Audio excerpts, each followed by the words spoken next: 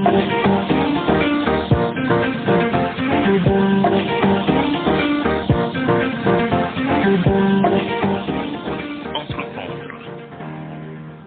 entreprendre.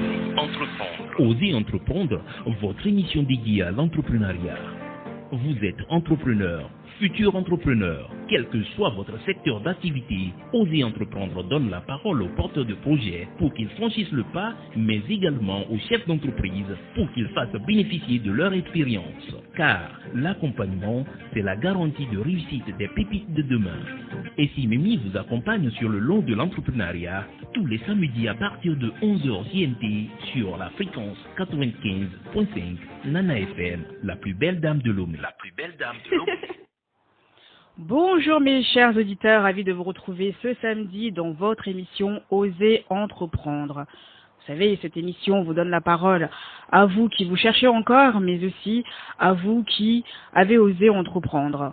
La semaine dernière, on a reçu M. Aferi Johnson de Taxi Lomé. On a eu énormément de messages concernant son projet de rendre ces chauffeurs de taxi propriétaires de leur véhicule au bout de 3 ans d'activité.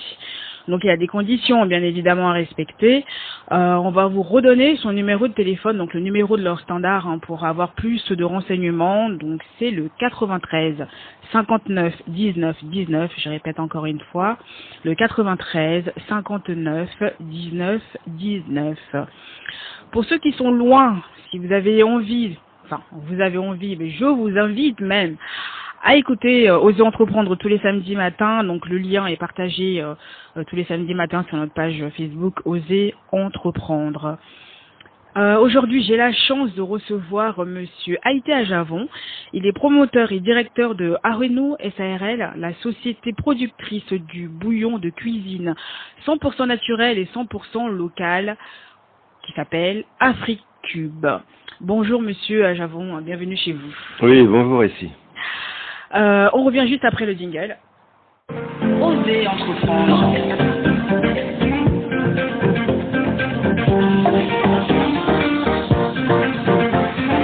Osez entreprendre.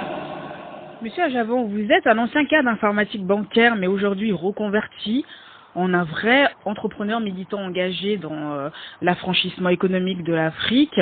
Vous avez créé récemment donc Arenou SARL, la société productrice de bouillon de cuisine 100% naturel et 100% local que vous appelez AfriCube. Pourquoi cette reconversion en fait? La banque ne vous plaisait plus? Pas du tout. Ça a toujours été un travail, un job alimentaire comme on dit. Surtout que j'ai aucune formation informatique ni financière d'ailleurs. Je me suis retrouvé un peu là-bas par hasard. Ça paye bien et il n'y a pas de chômage. Donc j'ai fait ça pendant 10 ans.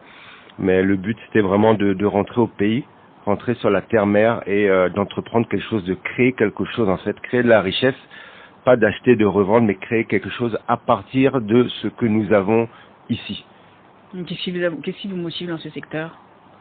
Non, je suis tombé dans le secteur agroalimentaire totalement par hasard. Je n'avais pas de projet particulier. Je voulais créer quelque chose justement. Je ne savais pas quoi. Et c'est un jour totalement au hasard que j'ai lu une publication sur Facebook qui était intitulée les dangers du cube magie. Comme tout le monde, je consommais les cubes industriels et j'ai lu cet article et ça m'a vraiment choqué par rapport à notamment les ingrédients qui composent ces cubes. J'ai fait un peu de recherche et là j'ai dit voilà, j'ai trouvé quelque chose parce que comment ça se fait que nous sommes sur une terre riche en épices, tout pousse au Togo et pourtant nous devons utiliser des cubes industriels à base de composants synthétiques et chimiques venus d'ailleurs, alors que nous avons tout pour rehausser le goût de notre propre sauce ici. Donc c'est comme ça que ça a commencé. Je suis pas du tout dans le milieu agroalimentaire. Je suis tombé dessus et j'ai dit ok, on y va. On y va. Donc du coup, quand vous parlez des produits chimiques qu'on trouve dans les cubes pas AfriCube, dans les autres cubes. Enfin, tout à fait. C'est quoi qui est dangereux? Il faut savoir que grosso modo, ils ont tous la même recette. 60% ça va être du sel déjà. Vous achetez du sel, grosso modo, sur 10 grammes, il y a déjà 6 grammes de sel. Et c'est du sel, c'est pas du sel de Guérande, quoi. C'est du sel industriel, blanchi. Et ensuite, vous avez le fameux glutamate. Donc le glutamate, cette substance synthétique qui vous fait manger plus, qui joue avec vos neurones, qui donne une illusion du goût sans vraiment donner le goût, vous voyez.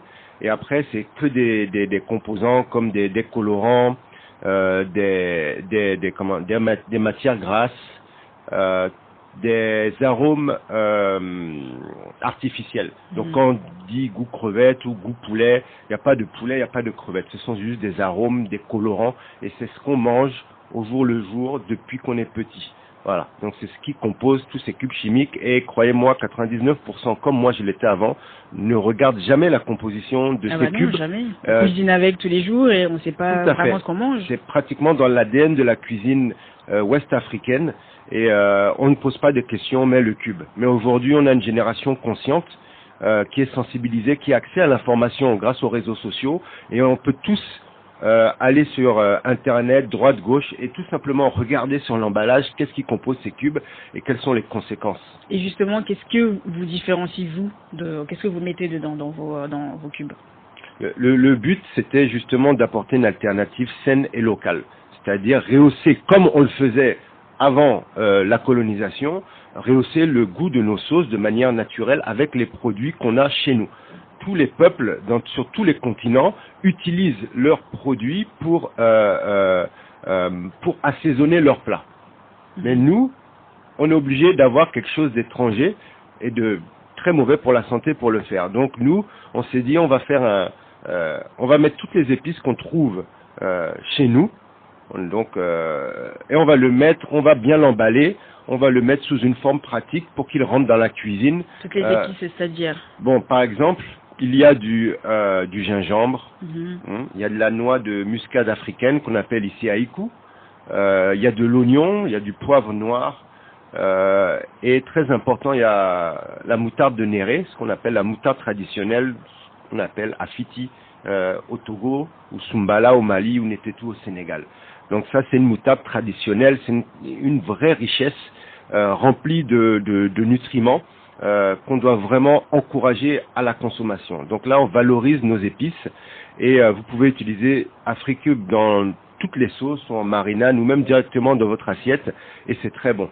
Donc on a un concentré d'épices, bien emballé, disponible à un prix abordable. Comment ça se fait? Comment vous préparez tout ça?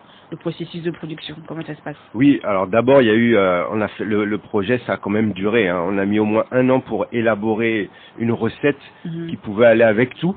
Avec des produits disponibles, pas trop chers. C'était vraiment un travail. J'ai travaillé avec une dame qui s'y connaît très très bien en épices, et on a bossé là-dessus pour arriver déjà à ce résultat. Aujourd'hui, ça fait 3 ans qu'on commercialise Africube au Togo, au Bénin, au Burkina, et on a un processus maintenant, on a parfaitement maîtrisé. C'est-à-dire qu'au début, c'était vraiment artisanal. Aujourd'hui, c'est, on va dire, semi-automatique. On a beaucoup de matériel comme des torréfacteurs, des mélangeurs, des moulins, parce qu'on fait tout nous-mêmes. C'est-à-dire qu'on n'achète rien en poudre. C'est vrai qu'Africube, c'est un produit en poudre. On achète toutes on achète toutes les matières premières brutes. Par exemple, le gingembre, on le sort de la terre, on l'achète aux agriculteurs du côté de Palimé. On va le nettoyer, on va le laver, on va le couper, on va le sécher, on va le broyer. Là, on est sûr de l'intégrité de notre produit en termes d'origine, en termes de qualité. Et donc, il y a tous ces processus pour les 8 ingrédients d'Africube que l'on maîtrise. Et il n'y a aucun rajout, aucun additif que l'on rajoute même lors de la transformation. Par exemple, on n'a pas de conservateur parce qu'on utilise du sel de mer, des marais salants du Ghana d'à côté. On le prend de la mer, on le sèche et c'est tout. Et c'est un conservateur naturel. Et l'emballage le protège, vous allez garder vraiment les goûts, les saveurs, les arômes très très longtemps. Donc on peut accompagner Africube avec les bouillons, avec du bœuf, du poulet, avec tout. Tout à fait, ça se met avec tout. Vous pouvez donc l'utiliser dans les sauces, dans nos sauces, en fin de cuisson, que vous allez préparer avec boma, adémé, des koudessi, tout ça, vous mettez en fin de cuisson. Ce sont des épices. Vous allez mieux sentir les arômes, les goûts, les saveurs si vous le mettez en fin de cuisson. Vous pouvez l'utiliser en marinade. pour les poissons, pour les poulets, pour les viandes. Vous pouvez rajouter un peu de persil, de d'ail. Vous faites à votre sauce. Et aussi directement dans le plat. C'est ça qui est très important avec Africube. Ce sont des épices fraîchement moulues. Il n'y a aucun danger. Ça n'a pas besoin d'être cuit. Donc vous faites votre omelette, vous faites votre vinaigrette, vous mettez les spaghettis, vous mettez le riz au gras et baissez, vous mettez tout ça. Et là, vous allez vraiment goûter au produit même. Moi, je vais goûter là. Parce que là, je vois que vous nous avez ramené beaucoup. Là, on va essayer tout ça ce week-end. Tout à fait. Et dites-nous quelles sont les autres gammes de produits que vous avez au sein de Arueno? Alors pour l'instant, c'est le seul produit qu'on a. On veut vraiment implanter la marque, le nom Africube, être bien installé avant de faire autre chose. Alors on aura un nouveau produit l'année prochaine, mais pour l'instant c'est juste Africube, on va dire, et on veut que tous les Togolais, les 7,5 millions consomment. Bon, au moins qu'ils sachent qu'il y a une alternative saine, locale, naturel et abordable à 25 francs CFA, donc exactement le même prix que tous les produits chimiques qui sont importés. Et ça, c'est vraiment le maître mot, hein. C'est-à-dire consommer ce qu'on produit, en plus garder la santé. Garder la santé. Donc pour l'instant, on va se concentrer là-dessus. Et comment avez-vous fait votre étude de marché avant de vous lancer?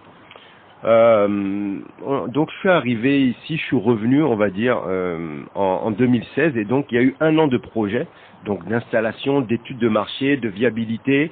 Et je vais vous donner un exemple, hein. On est parti au marché faire une petite étude sur 650 femmes. 99% consomment des cubes industriels tous les jours. 99%. C'était pas vraiment une surprise. Et ensuite, on leur a posé la question à savoir s'il y avait sur le marché un bouillon de cuisine naturel et local. Donc on n'a pas parlé du format ni du prix. Naturel et local, seriez-vous prête à l'acheter, à le goûter? Et 96% ont dit oui. Donc vous voyez, ici on est là pour apporter une solution. On sait très bien qu'il y a un besoin. Beaucoup vont vous dire qu'il n'y a pas d'alternative. Si on met pas les bouillons industriels, qu'est-ce qu'on met? Beaucoup ont perdu l'expertise des épices à cause justement de ces cubes. Les épices coûtent très cher. Les prix varient, les gens n'ont pas le temps. Nous sommes des consommateurs urbains. On a l'habitude maintenant de consommer emballé, formaté. Donc, on ne va plus acheter les petites épices au marché. Donc, nous, on voulait vraiment proposer un contenu authentique, naturel, dans un emballage, on va dire, plus approprié aux consommateurs urbains, mais en gardant ce prix de 25 francs CFA, même si c'est pour perdre au départ, mais on voulait que ce soit accessible à la population. Pour attirer autant de pour clients, attirer, et surtout, il faut savoir que pour beaucoup de ménages, le cube, c'est résoudre une équation économique. On ne peut pas acheter forcément la viande à 2500 francs le kilo, les légumes frais. Donc, on a 500 francs, 1000 francs pour faire sa sauce. On a un petit morceau de viande pour papa. Et hop, on a quelques oignons. Et on met le cube. Et ça résout l'équation économique juste pour 25 francs ou 50 francs. Donc, on s'est dit non, on ne va pas faire un cube pour les gens qui ont déjà l'argent. On va faire un cube pour le peuple. C'est un projet avec un impact social très fort. Et donc c'est ce qu'on propose, et même à Ouagadougou, le cube est à 25 francs. Le même prix. Tout à fait, même à Bamako, même à Cotonou. On veut vraiment avoir une alternative pour les populations. Si vous pouvez acheter un produit qui vient de 3000 km à 25 francs, vous allez pouvoir consommer quelque chose de local, de sain, de naturel à 25 francs aussi. Et comment communiquez-vous sur vos produits ? On fait beaucoup de street marketing. On n'a pas les budgets des grosses industries, des groupes agroalimentaires internationaux. Donc on fait avec nos moyens. Et notre meilleure publicité, en fait, c'est le bouche à oreille.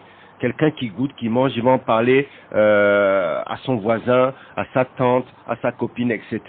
Et on fait beaucoup d'actions justement dans les rues, avec des distributions d'échantillons, de flyers, et on essaye d'être disponible partout, dans chaque quartier, dans chaque boutique, dans les marchés, dans tous les marchés. C'est vraiment très important. Et donc on est sur le terrain, et c'est comme ça qu'on fait notre publicité. Et aujourd'hui, après 3 ans de commercialisation. On a quand même vendu 4,5 millions d'unités. Ah, quand même. Oui, ce qui est super et je suis très très très content. Ah, bravo. Et ça va aller. Ah, vraiment bravo. Et pensez-vous que la jeune génération soit motivée et surtout prête à se lancer dans l'entrepreneuriat? Tout à fait. Justement, c'est cette génération que je vous dis qui est consciente, qui est sensibilisée, et je dirais même afro-consciente. C'est-à-dire qu'à l'heure d'aujourd'hui, ça sert à rien d'aller sur les réseaux sociaux, parler de la France-Afrique, des Chinois, des Libanais, des Français, si après vous ne soutenez pas ou vous ne consommez pas ce qu'il y a même chez vous. Vous voyez? Donc je pense que le meilleur militantisme même, c'est de consommer ce qu'il y a chez nous dès lors qu'il y a une alternative disponible et abordable, bien entendu.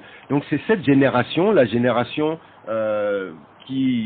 universitaire, que l'on veut sensibiliser au consommer local, non seulement pour l'économie, mais pour leur santé aussi. Pour leur santé, ce sont des nouveaux consommateurs. Et donc l'année prochaine, en début d'année, justement, on veut faire une campagne de sensibilisation dans les écoles, au campus et les écoles privées, pour les lycéens et pour les universitaires, avec 2 thèmes, la nutrition et le consommer local, avec des ateliers, avec des débats, et juste pour vous prouver aussi qu'on peut faire tous nos plats avec ce que nous avons ici, avec les moyens qu'on a. C'est ça.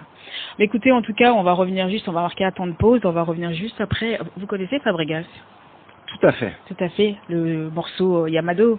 Il a fait un carton il y a 2-3 ans. Tout à fait, j'adore. Donc Nestor, on va mettre l'ambiance aujourd'hui. On y va? Allez hop, tout le monde debout là. Allez hop, on y va.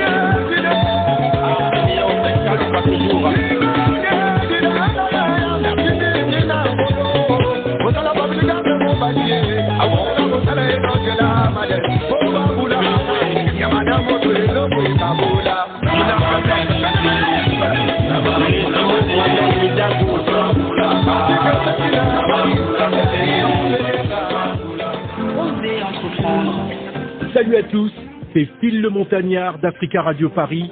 Vous cherchez les clés de la réussite? Je vous conseille d'écouter Essie Mimi dans Oser Entreprendre. Oser Entreprendre avec et Simimi. Osez entreprendre. Je remercie Phil Le Montagnard d'Africa Radio Paris pour ce message d'encouragement. Comme on dit, petit à petit, l'oiseau fait son nid. Merci de nous rejoindre. Vous êtes bien sur Nana FM avec Essie Mimi et son invité, Monsieur Haïté Ajavon, un ancien cadre informatique bancaire reconverti en un vrai entrepreneur militant engagé dans l'affranchissement économique de l'Afrique.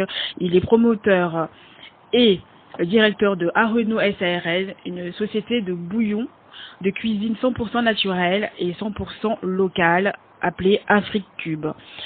Monsieur Ajavon, vu qu'on est dans l'émission, d'Oser Entreprendre, comment vous dire ça? Pensez-vous que la jeune génération peuvent devenir autonomes et aussi favoriser leur inclusion sociale? Tout à fait. Tout à fait. Bon, je suis pas un spécialiste dans le domaine, mais d'après mon expérience, d'après ce que j'ai vu au Togo, on a vraiment une jeunesse dynamique dans l'entrepreneuriat. Il y a des tonnes de projets, des produits, des alternatives qu'on ne connaît pas bien, mais je suis sûr que dans les années à venir, on va connaître tout ça.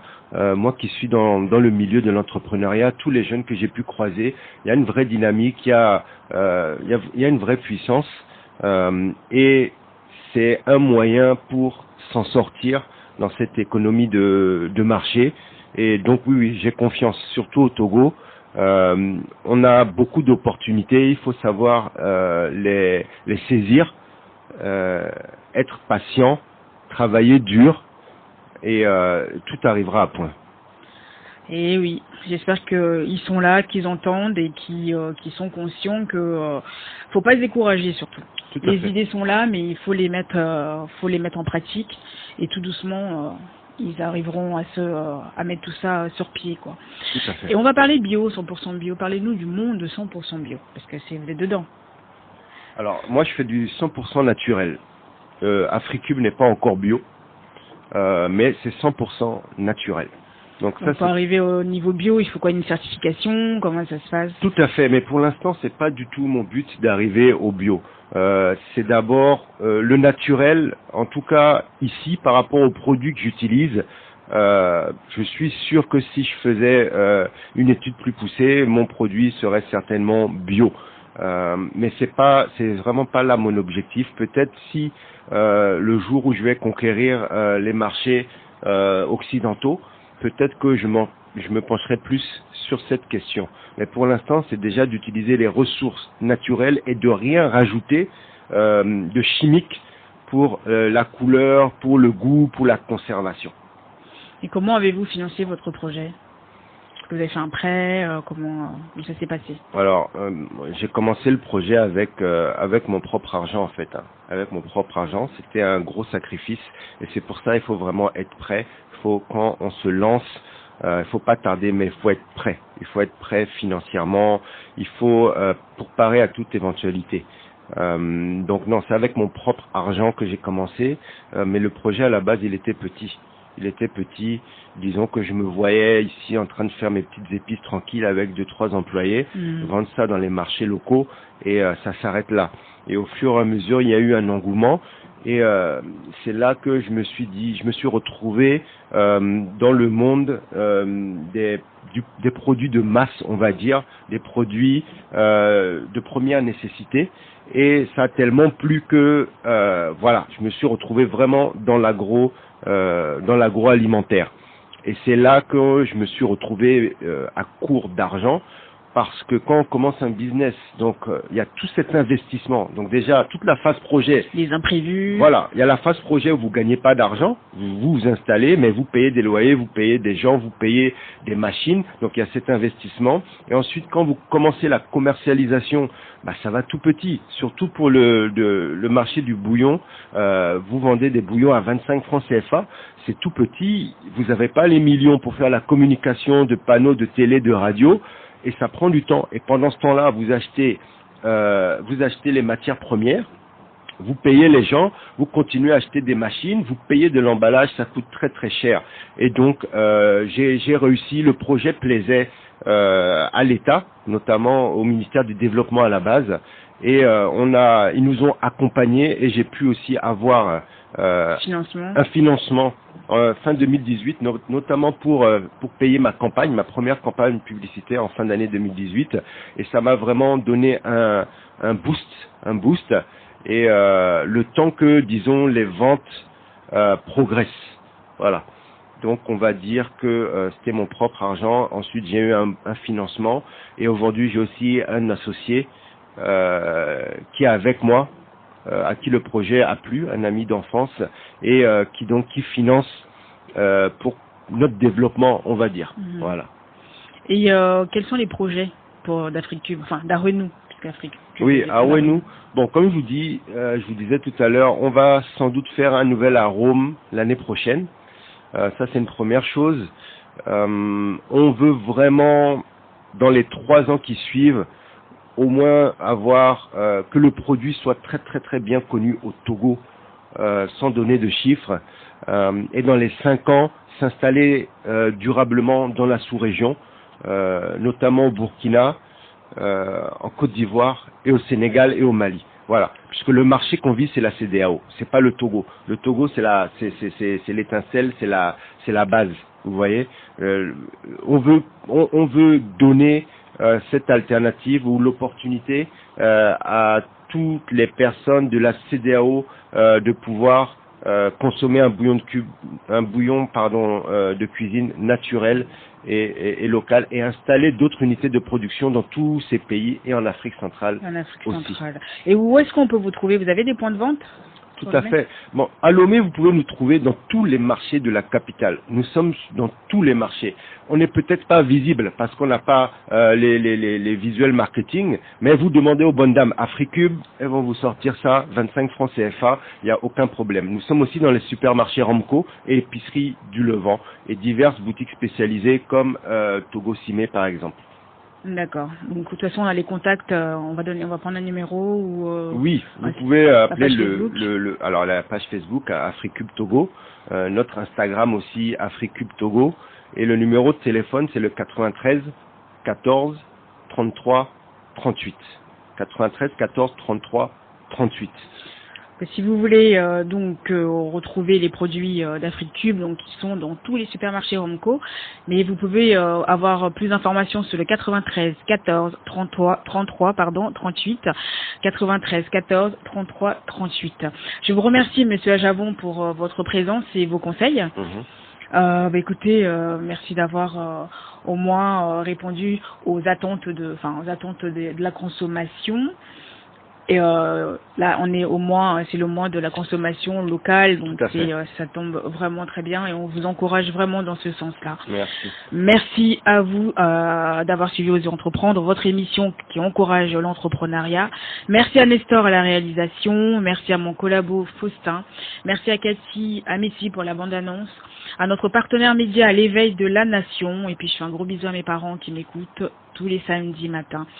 Aussi, il y a le ministère de l'Agriculture qui a lancé un programme de formation en ligne sur le thème « Créer ou développer sa PME agribusiness ».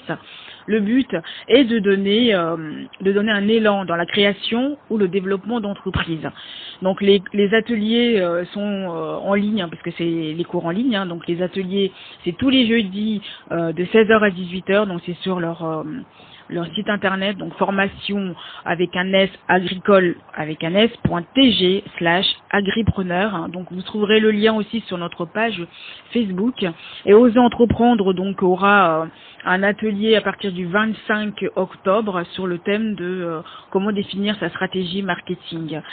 Merci beaucoup et puis je continuais surtout de respecter les mesures barrières. Je suis Essie Mimi sur la plus belle dame de Lomé, Nana FM. Bye bye.